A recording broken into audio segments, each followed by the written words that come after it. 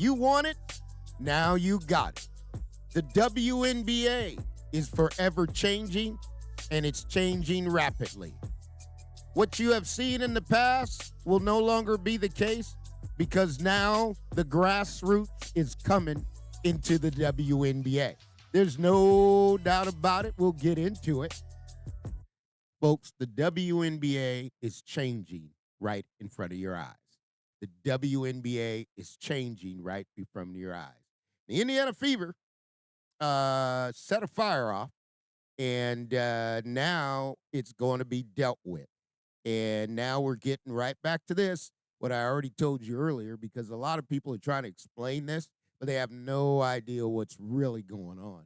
And this will be one of the last times that I kind of get this deep into it. If you want this type of information, we're going to the private because it's members only. And it has to be some value to it, but not for the players or the fans. It's just for the players that are active. There's a lot of people who are active in the game of basketball and in the basketball business. But you talk about Caitlin Clark, right? And, I heard it was kind of interesting, but I knew it was just a matter of time, right? So the Godfather finally speaks, right? And the Godfather got Sonny Vaccaro, right? So if you guys want to know, people talking about they messed up, Caitlin Clark's agent, and now I hear people talking about agents and Nike and all these different things, right? Well, you got to know the history before it gets to it, right? Because at the end of the day, you got to do what's right. And he brokered the deal for Michael Jordan. But when the Godfather speaks, the Godfather is letting you know he's about to put a hand on this. And if he puts a hand on it, it's going to change the game, right? And what did Sonny Vaccaro? We're talking about Sonny Vaccaro. How did the whole grassroots start? Okay, not this is the person who said, look, went in there and said, look, I can get this done. You're talking 40, 50 years ago. It's a long time, right? Go all the way back to the Big East, right? But Sonny says, hey, they didn't handle it right, right? They didn't handle it right. Well, and everybody's jumping on Caitlin Clark's agent, right? They're jumping on her, and they're trying to say, well, this is Caitlin Clark, her agent didn't handle it. He's not talking to Ann or whoever Caitlin Clark. He's talking to Jeff Swartz, right? So don't get it confused, okay? That Ann is not Caitlin Clark's agent. If they would have signed, if she would have signed with her, that would have been, that wouldn't have worked, right? So there's some more power. And here's what you got to understand about grassroots, folks. There's a lot more power around that. As you see, you can look at there now, XL Sports, right? You got Jeff walking with Kevin Love, right? So this grassroots thing I've been talking about, folks, this goes way back. And you think the WNBA, the NBA is control of the players? No, that's not how it works, folks. The grassroots controls the players, right? And I've been bringing this to your table, and I talk about point guards, I talk about development, I talk about a lot of different things. And don't get me wrong, I respect everybody's opinion that, hey, Mike, you know what? You're not sounding. You don't know about point guards. You don't know about this. That sounds cute, right? That's cute. That's what you call cute because it's easy when you're not in the business, but when you're in the business, okay, and I'm in the basketball business, that's why I'm here, is the fact that you got to go at things a little bit differently, right? Because now you're talking about Sonny getting in here talking about something, right? And he's saying, look, they didn't handle that right. So you look at Sonny and Nike, what was the real relationship before we get too started, right? Because Sonny landed Michael Jordan, right? And here was the deal with Nike. And it was a big deal, and he wanted a huge contract, to come across LeBron James, right? I mean, this is a huge contract. You got Kobe. Everybody's got a huge contract. Well, the deal was that he went over to Adidas, right? Because now Nike figures they got the blueprint, no problem. So Sonny goes over to Adidas, and he's telling Adidas, you need to sign LeBron. You got to sign LeBron. You got to pay the money. There's no way. Well, guess what? Adidas didn't want to pay the money. It hurt their business. It hurt Adidas tremendously, right? And then when he didn't want Adidas, didn't want to sign LeBron, well, he says, look, I ain't got no time to deal with you if you don't have the money in the deep pocket to pay what I need. So he left. Where'd he go? Went over to Reebok, right? So this story here, and you got to look at this thing, folks, because Adidas was really strong. Now, I'm going to tell you about another player in the game. I always told you about Chris Rivers, right? Quiet individual. It's those quiet guys that come in the gym. They're going to sit over in the corner. You're not even going to notice them. They won't really speak. When they speak quietly, right? That's Chris Rivers. Handled a lot of players, right? So you got to look at it. He's at XL, and this whole landscape is changing, right? It's changing right in front of your eyes, and nobody knows what to do about it because you got Caitlin Clark, you got the Indiana Fever, have just thought they made a rainstorm, right? And then you go over there and you pluck coaches, right? And you don't really pluck a coach, but that's a wrong word. My apologies to you. But you get Stephanie White, right? But what does Atlanta do? They get Florida Gulf Coast. I told everybody everything that I share with you is going to come true. Why? I'm in the basketball business, folks. I look at it from the behind the scenes, and I'm bringing you behind the scenes information. But now that we're getting more serious, we're going to have to go ahead and make it private for those who have a need or also in the basketball business. That way they'll need the information and they'll be willing to pay for it, right? Because now you're moving into a different scale, right? And you got Caitlin Clark. And here's the deal with Caitlin Clark's contract. Nike's not stupid, right? Nike's not stupid. Nike can rip that contract up. They've seen a year.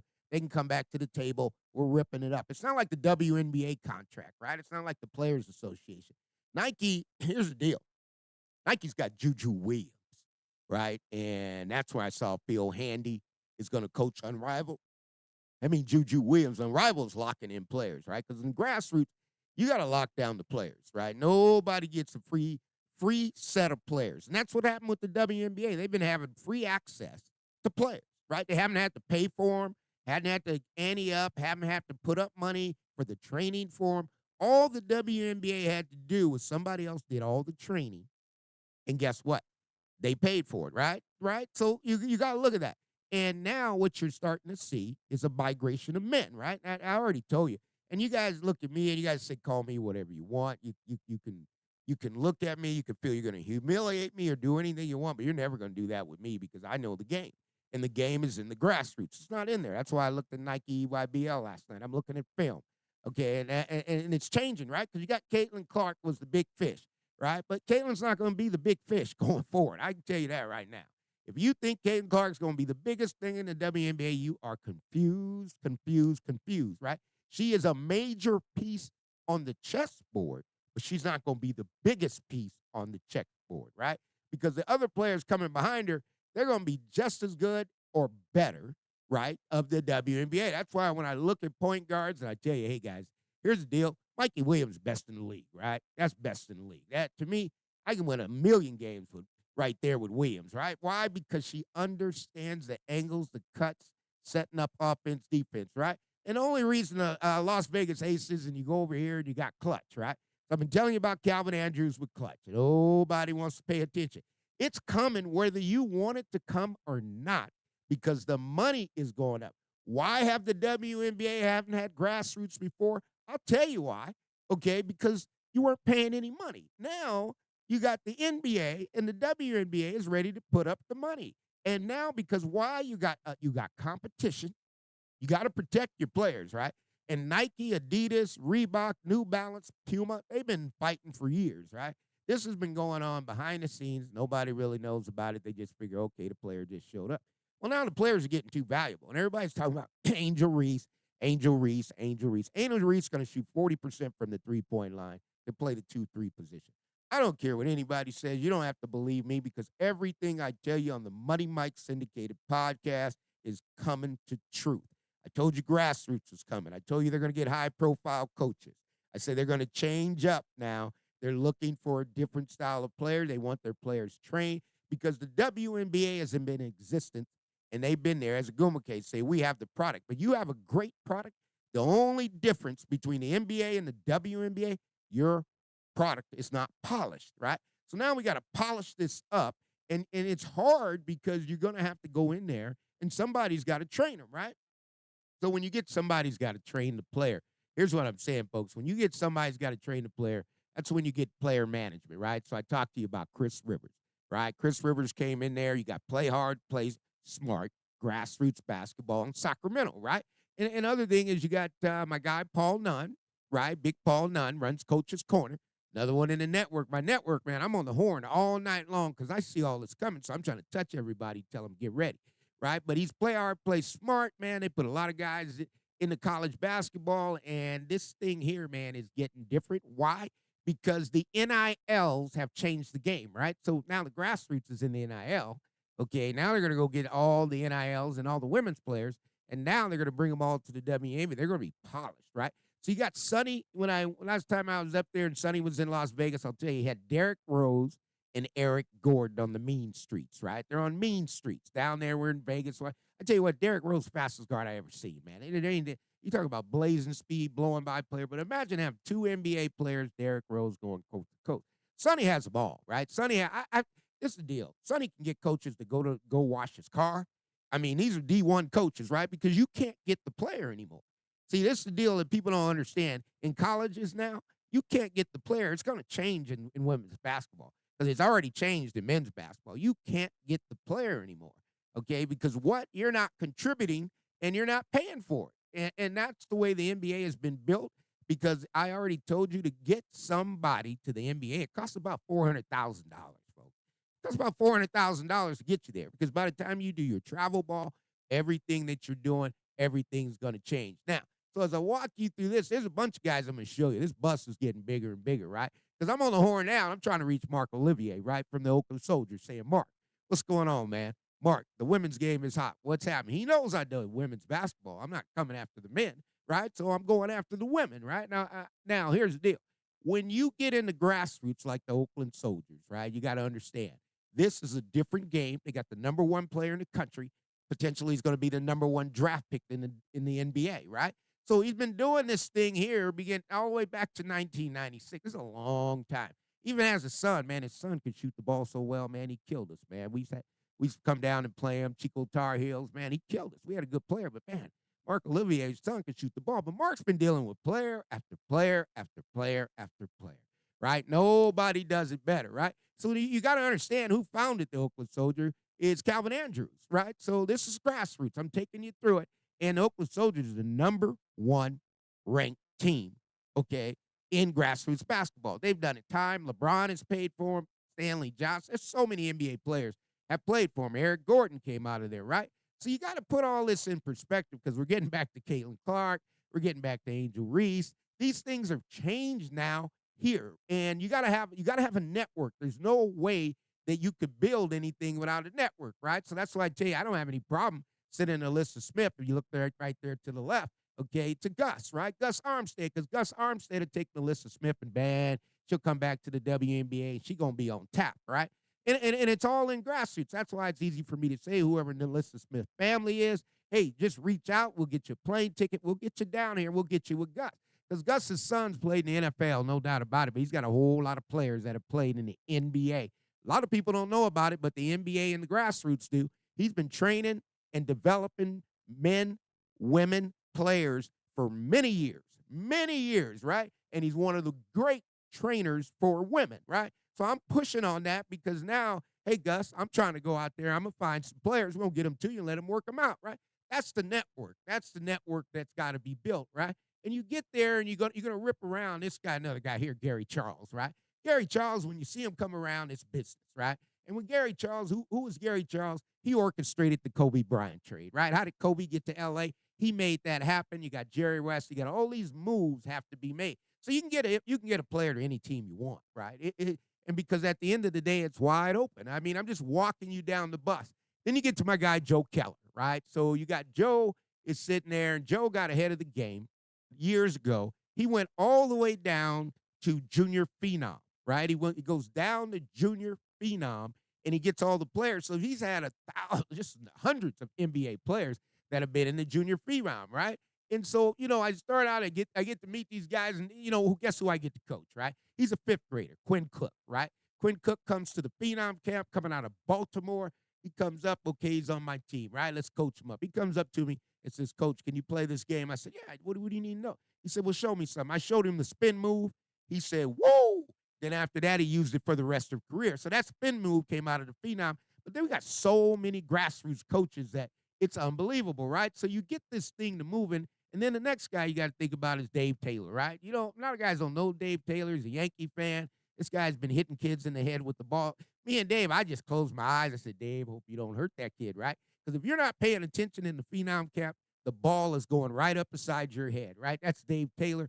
But he's been around, and what did Dave do? He jumped in the fire, right? Because you're going to get these players This is all about getting players. Now, it's not about who can coach or who can do what because they already got people who are going to train them, right? And that's the name of the game. And then you start looking at it. Another one of the ones, okay, is Darren Matsubara, right? You got Darren Motz, right? And nobody's really looking at that. But who's Darren Matsubara? Best relationship person in the business, NBA agent, represents the Lopez twins, has Quincy Pondexter over there, and he's got a plethora of players that he's put into the NBA. Now, Mott's told me one thing already, and it really made sense. He says, Mike, I got no problem. You can have all the support you want, but don't become Notre Dame, right? Don't get so big, okay, that you're in public because you got to keep it really down low in the silent, right? So I'm walking it through it, and, some of the work, we look back, Team California, Armand Johnson came on in, played for Team Cal, went on up to Reno, played for the Portland Trailblazers, right? I still see Armand every time I talk to him. Great player, just had all the cartilage go out of his knee, so it shortened his NBA career, right? So you got to put all these things together, and you got to say, well, what else is going on behind that, right? Then I'll take you over to my best buddy, best friend, Chico State Board of Foundation, Dr. Thomas Reed, right? Dr. Thomas Reed is a two-time Hall of Fame women's basketball coach, right? He gets it in. He knows it. Took College of the Page, turned it around, has multiple offers to go different places. But what does he do now? He's on the Chico State Board Foundation, and he's also in the Positive Coaches Alliance, right? And that's where this thing and go. So I show you this person, but what does that mean? And well, let's talk about who he works with, right? You got the AP Coach of the Year at Marquette, right? That's his mentor, right? Comes back from the legacy of Bill Brown, right? Coached at Cal PA. But you got Shock over there getting ready to win a national championship. So when you get to this level, you got to understand the game is way above the WNBA with the guys that are getting ready to come in the WNBA. And these guys are really good at handling business. So when Sonny gets into it, he's talking about Jeff Swartz. He's not talking about Ann age. And Ann don't have no power. Ann cannot walk into anybody's room and sign a player the size of Caitlin Clark, right? There's too much marketing, too much money, too much negotiating. And trust me, he handled Derek Jeter.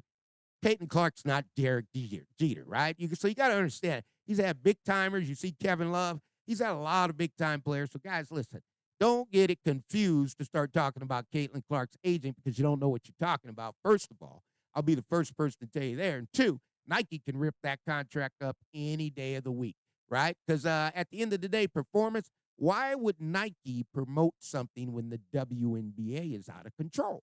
Right? We're not going to put money into something that it's out of control, right? And you got to be cautious with that because now you got Juju Watkins coming, you got Paige Buchers coming, you got Kiki coming, you got so many other good players that are coming in. So Arrival is going to work because a lot of these players will lose their job, and I can be honest about that, right? So you're moving up this grassroots ladder. That's why I say to Angel Reese, I got no problem. Lissa Smith, all your family members, everything. Man, just reach out, give me a call. We'll send you a plane ticket. We'll get you down with Gus, and we'll get it turned around, right? Because at the end of the day, that's what we do, okay? That's what we do, and that's what I do. Is I train players, develop players, get them what they need so they can succeed in pro basketball. What is grassroots? Pro basketball development, not college basketball development. You take the players who are going to the pros, go down there to Nike EYBL if you're on the men or on the women, and you get those players and you start development, train them because now everyone can't get into the WNBA. The door is closing, and it's closing fast, right? So Angel Reese is in there. He's going to shoot 40%. I already know the outcome of that. So you got Chris. Chris is running it, doing a great job. Then you go Sonny. Sonny started it all, got a lot of weight. He's doing well, talking to us now. But all this started with him, and you want to talk about getting into some things with Sonny. Funny was different, right? Because he knew what was going to work. Nobody knew how they were going to do it. He went over, let me tell you how it happened. He went over to the Big East, and the Big East at that time, ESPN was just starting out, and Sonny figured out, why don't I just go ahead and pay the coaches? Because the coaches weren't getting any money. So they were like, oh, yeah, you're going to pay me to wear some shoes? Because this all goes back to shoes, folks. This is not about basketball. It's not about you being great. It's who can sell the most shoes. What do I mean by that? If you have a player, I'll give you an example. We'll use, you have a player, let's say, take anyone, let's say Grace on the Indiana Fever. If Grace can sell more shoes than anybody else, it doesn't matter whether she's playing or not. That just means that's a good product, and we want to be involved in that, right? So Caitlin Clark right now can sell more shoes than anybody else, right? So that's what this whole game's about. But when you get to the grassroots, folks, you got to understand. Sometimes you get players that are just really good. I had a couple of them. I had this young man here was Matt Simpkins, right? 6'9", goes down to Coach Cal, right? And man, oh man, out of Oakland, California, man, should have been in the NBA. Things sometimes just don't work out, right? So where's Money Mike going? Money Mike's going to the HBCU because I know that I looked at the record and I said to myself, I said the number of players that have been drafted in the NBA, how many of them, or the WNBA, how many of them are getting retained? How many of them are making the rosters? Folks, if you look at that, that's embarrassing to the point why even have a draft, right? Because you're only going to get certain people in there and the other ones you're going to cut, and that's the end of it, right? Only because those players haven't been trained and prepared to play in the WNBA. Now you got a situation that's changing even more because what's happening, you're getting the men coaches to come in, right? So, and one of some of the great men coaches I've had, I talked to Steve Fisher, great man, Michigan man, right? Me and Fisher talked for a long time. Might have been an hour, 2 hours on the phone, man. He was explaining to me how this stuff works. And this is a gentle spirit, right? But at the end of the day, he knows how to coach the game. Had the Fab Five, Kawhi Leonard, right? And look at Leonard, what a career he had, right? But he came from good coaches to get that. So when you get to that level and you go back WNBA, and I'm talking HBCU, right? Nobody cares about the HBCU. So what do I got? I got a pond to myself, right? That's the best thing I could ever have because once I go through it, I'll tell you who can play. And then at the end of the day, we work it in. We get them in. We get them workouts. We get them in there when you're actually going to do your pre-draft workouts. You're bringing the people in who you want to draft.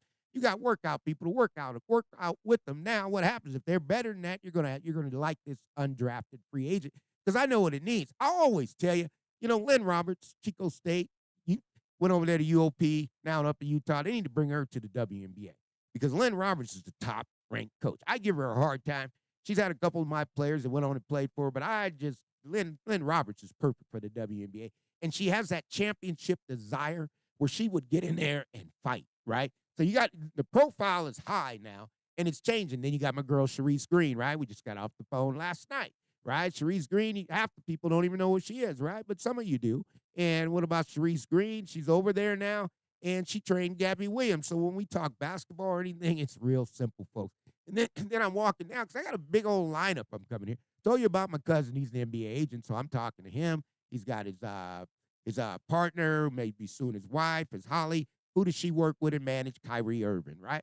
So here he comes as an NBA agent. He's working in the collectives, working in the portal, getting it, going down to grassroots. And we're getting this thing together because at the end of the day, somebody's got to do the work. And that's a concerning part that concerns me about the WNBA because you got a lot of coaches, right? And then I got my old boy here. Y'all know him too. Old Cam, right? Cam been sitting on the fence. Hey, Cam, it's time to dust everything off. I know. And we're going to get back. We're going to get you through it. I see you working out, doing what you got to do. So you're doing the right thing because it's going down. And then when it gets to the end, let me tell you who I call. I got somebody manage these players better than anybody else. That's Coach V, right? I'm going to call Coach V. It doesn't matter who you is because she's going to talk to you. She's going to tell you what's going on. She's going to tell you how life is. Because me being a man, I can't do that with women, right? So when I coach these women in grassroots and we go up there to Oregon Trail, we go to Memphis, Vegas, Seattle, you know what I do? I get a hotel 2 miles away because I can only take the lady so much, right? Because by then, after that, they start acting goofy. So she's got to go get them together, get their food and everything. And I got no business being there. So, she's like, hey, you take care of that. I'll take care of this. So you got to have a point person to deal with the women, right? And that's the game that's going on. But the game is changing. And when the Godfather speaks, I know what I'm talking about now. You're talking about Sonny Vaccaro. That's right, the Godfather. But don't forget, coming right behind him, you got Chris Rivers. He been with Sonny a long time. He's got the blueprint. Ain't no doubt about it. And when you get to Gus, best in the business in the West Coast, him and Phil Handy. Phil, you got L.A. Gus got it down here. You know what? And things are going to get better and better, but don't forget about Gary Charles and my guy Joe Keller. All right, me and Joe, we're talking about sports memorabilia, but Joe's coming. And once me and Joe have that conversation, I come in, Mike's my guy. He's going to connect me with more guys, and we're just going to have a big old family reunion. This is the WNBA. Where am I going? I'm going to the HBCU because I know there's players there, and I'm going to scout it out and bring them over to the WNBA. because they only had a couple that get drafted. You know what? Jackson State, and that's only because they made the NCAA tournament. But there's a whole lot more I'm getting ready to bring to the WNBA. And if you check it, you'll find out Darren Matsubara, last time I saw you in the airport, hope you're doing well, but a phone call's coming your way. The WNBA is going to get turned over to the grassroots. And once it gets to the grassroots, everything's going to change, right? So everybody's moving and shaking. There's a big battle going on, too, that I'll bring to you. Now the WNBA is going to have to decide who's better at coaching. Is it the men or is it the women? I repeat, who's the better coaches, the men or the women, right? Because at the end of the day, they firing everybody and they're starting to step up the game. I told you, high-profile coaches. So it's my opinion, but I'll tell you this, these two players here, man, I'd take either one of them and win a WNBA championship. Because between each one of them, they have intangibles that everyone doesn't see. And when I see them, I know how to develop them, and it's a game changer. I make post people guards, 6'6", 6'7" guards, is Darren Johnson. They got to play with the ball in your hands. And Alyssa Smith just has to learn to play with the ball in her hand. Angel Reese going to get that. And let's be honest, she fits the Chicago sky in Alyssa Smith. It's that type of party over there. This is the Money Mike Syndicated Radio Podcast. We'll see you soon.